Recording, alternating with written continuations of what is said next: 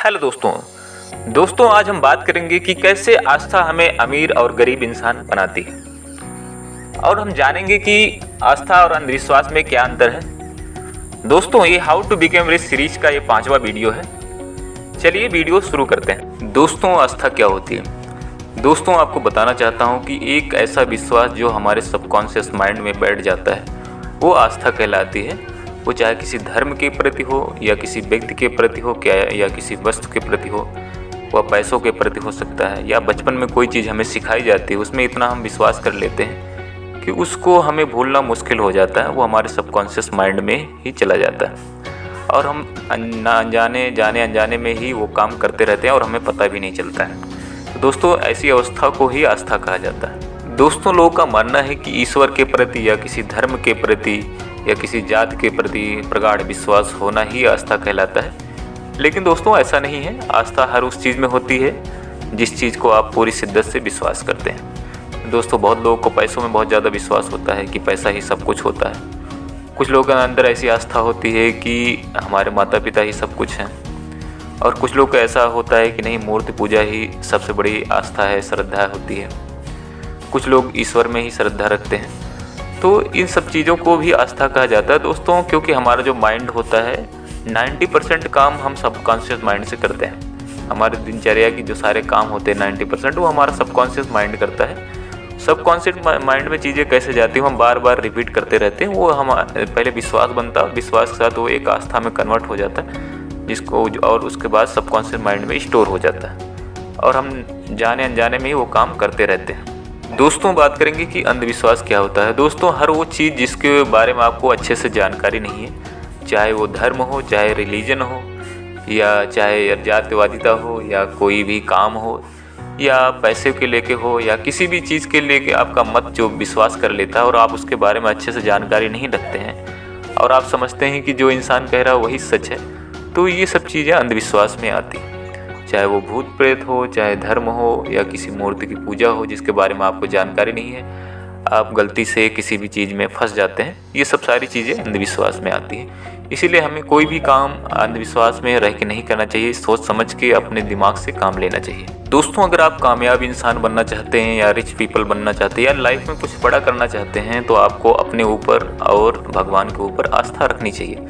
क्योंकि दोस्तों हर वो चीज़ आप नहीं कर सकते हैं। कुछ चीज़ें आपकी लाइफ में ऐसी होती हैं जो हमें लगता है कि उस पर हमारा कंट्रोल नहीं होता है, केवल हमारा कंट्रोल उस पर है। जो चीज़ें हमें, जैसे मान लो हमने कोई गोल सेट किया है, तो गोल के लिए जो ज़रूरी काम है उस पर हम काम कर सकते हैं, क्योंकि हम आउटपुट के बारे में पहले से नहीं जान सकते हैं। फ्यूचर को पूरी तरीके से प्रिडिक्ट नहीं किया जा सकता। बिजनेस में प्रिडिक्ट करते हैं लेकिन वहाँ भी अच्छे तरीके से प्रिडिक्ट नहीं किया जा सकता, क्योंकि आप कोई भी बिजनेस कर रहे हो या कोई भी काम कर रहे हो तो आपको पता नहीं हो सकता है कि जो सामान आप बेच रहे हैं उसको खरीदने के लिए कितने लोग आएंगे फ्यूचर में, 2 साल बाद, 4 साल बाद। क्योंकि अभी तो आपने मोटा मोटा आइडिया लगा लिया कि मैं एक छोटे से शहर में बेच रहा हूँ तो इतने लोग मेरे दुकान पे आते हैं, लेकिन आप जिस दिन उसको स्केल अप करेंगे तो आपको आइडिया नहीं रहेगा कि कितने लोग आएंगे। तो इसलिए आपको पूर्ण विश्वास रखना चाहिए अपने ऊपर और ईश्वर के ऊपर कि मुझे अच्छे से काम करना है। जो रिजल्ट होगा वो देखा जाएगा, और रिजल्ट अच्छा ही होता है अगर आप ईमानदारी से काम करते हैं। तो दोस्तों बात करेंगे कि आस्था को विकसित कैसे किया जाए।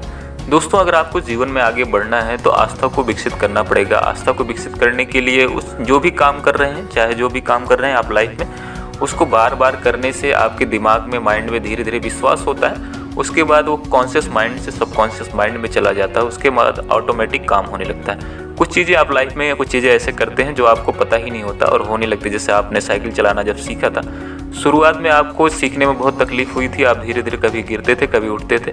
उसके बाद अगर जब आप सीख जाते हैं तो आपको कहीं भी कोई भी साइकिल दे दिया जाए आप चला लेते हैं और उसको भूलना मुश्किल हो जाता है। ऐसे ही दोस्तों अगर बिजनेस कर रहे हैं तो उसमें भी आप आस्था रखिए, विश्वास रखिए। उसके बाद धीरे धीरे शुरू करिए काम को। जब आप उस काम करने के लिए सीख जाएंगे, अच्छे से काम करने लगेंगे, तो आपको कोई प्रॉब्लम नहीं आएगी और आपका बिजनेस बहुत अच्छे से चलेगा।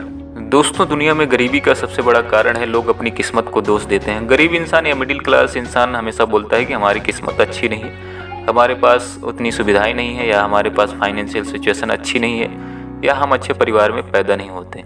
ये एक्सक्यूज दे दे के वो पूरी लाइफ भर अपने जीवन को गरीब बना लेता है, अपनी ज़िंदगी को गरीबी में जीता रहता है। दोस्तों किस्मत और भाग्य हम खुद ही बनाते हैं। वो धीरे धीरे अगर हम जैसा सोचते हैं वैसा ही बनते चले जाते हैं। आप एक बार सोच के देखिए, आपकी लाइफ में जो भी कुछ आपके पास है वो सब आपके सोच का नतीजा होता है। दोस्तों, इसको बोलते हैं लॉ ऑफ अट्रैक्शन। अगर लॉ ऑफ अट्रैक्शन के बारे में आप नहीं जानते हैं तो मैंने एक वीडियो बना रखी है, उस पर आप अच्छे से उस चीज़ को समझ सकते हैं कि अगर अमीर बनना है उसके लिए कैसे सोच रखनी चाहिए और गरीब बनना है उसके लिए कैसी सोच रखनी चाहिए। क्योंकि दोस्तों, आप जिस तरीके की सोच रखेंगे वो चीज़ें आपकी तरफ अट्रैक्ट होती रहेंगी। अगर आप बोलेंगे पैसा बुरा होता है, पैसे वाले लोग बुरा काम करते हैं, तो आपके पास पैसे कभी नहीं आएंगे। अगर आप पैसों को अच्छा मानते हैं, आप बोलेंगे मेरे पास पैसा आएगा, मैं डोनेट करूँगा, अच्छी अच्छी जगह खर्च करूँगा, तो आपकी तरफ पैसा अट्रैक्ट होगा। दोस्तों, आज के लिए बस इतना ही। मैं सोचता हूँ कि आपको समझ आया होगा और आपको आस्था रखनी चाहिए आपके अपने काम के प्रति और ईश्वर के प्रति, और अपने काम पे फोकस करना चाहिए। जय हिंद, जय भारत।